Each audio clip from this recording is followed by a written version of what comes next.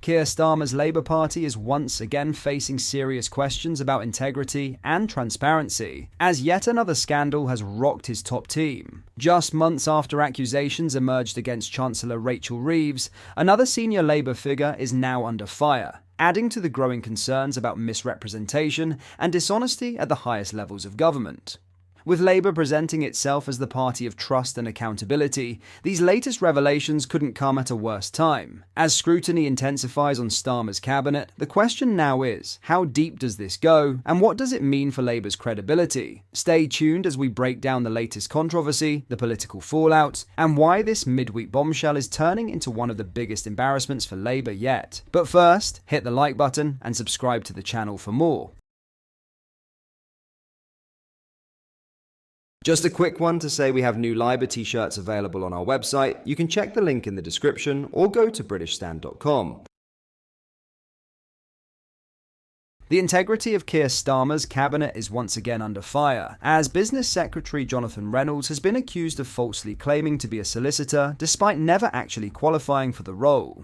This revelation has only added to the growing controversy surrounding Labour ministers allegedly misleading the public about their past careers. Let's break down exactly what happened, why this is a serious issue, and what it says about Starmer's leadership. Did Reynolds lie about being a solicitor? Jonathan Reynolds, now Business Secretary, had previously described himself as a solicitor who worked at the Manchester office of Addleshaw Goddard, a prestigious law firm. In 2014, he told Parliament, "I worked as a solicitor in Manchester city centre." His official website also claimed that he worked as a solicitor before entering politics. His LinkedIn profile, according to screenshots, simultaneously listed him as both a solicitor and a trainee solicitor between 2009 and 2010. Even in 2011, a tweet from Reynolds stated, "Personally, I find being an MP better for work-life balance than being a solicitor and a counsellor." But there's a huge problem. Reynolds never actually qualified as a solicitor. To practice as a solicitor in England and Wales, individuals must be registered with the Solicitors Regulation Authority, SRA. Reynolds was not registered.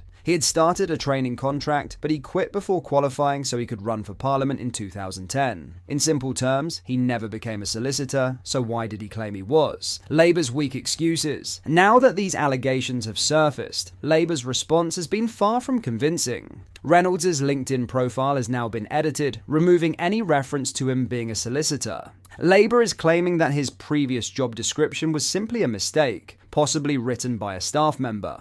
A spokesperson for Reynolds told Guido Fawkes, the political blog that uncovered the story, that he had never meant to mislead anyone and had always tried to clarify that he was only ever a trainee solicitor. But this damage control raises more questions than answers.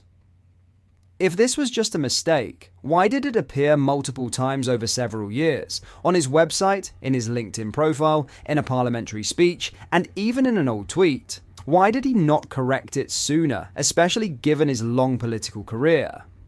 And if this was truly an honest misunderstanding, why did Labour's first response shift the blame onto a staff member rather than take full accountability? This controversy is not an isolated incident, it's part of a wider pattern of dishonesty emerging from Starmer's top team. Rachel Reeves, another Labour CV scandal. Reynolds' scandal follows the recent backlash against Chancellor Rachel Reeves, who was caught editing her CV to change key details about her past career. Original version, she claims she worked at the Bank of Scotland as an economist from 2006 to 2009. Updated version, her LinkedIn profile was changed, stating that her role was actually in retail banking, which is very different from an economist position. Critics accused Reeves of being economical with the truth about her past experience. And now, with Reynolds caught misrepresenting his own career, Labour's credibility is in serious question. The political fallout, Starmer's cabinet under fire.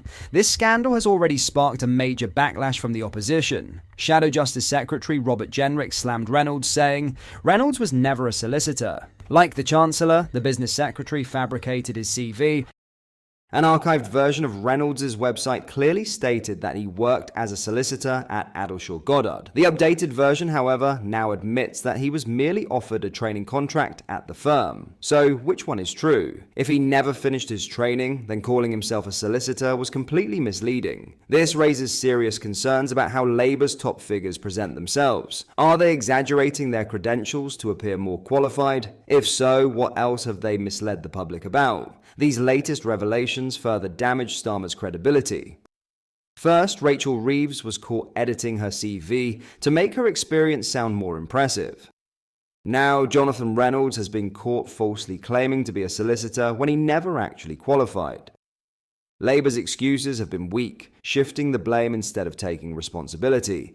If two senior members of Starmer's cabinet have already been caught misrepresenting their past, how many more will follow? This is about trust. If Starmer's closest allies aren't being honest about their own careers, how can the British public trust them to be honest in government? What do you think? Was this an honest mistake, or did Reynolds deliberately mislead the public? Does this pattern of dishonesty damage Labour's credibility? Should politicians face tougher consequences for misrepresenting their past? Let me know your thoughts in the comments, and as always, hit the like button and subscribe for the latest updates. In some other news, inflation has surged to a 10-month high, breaching the Bank of England's 2% target and hitting 3% in January 2025.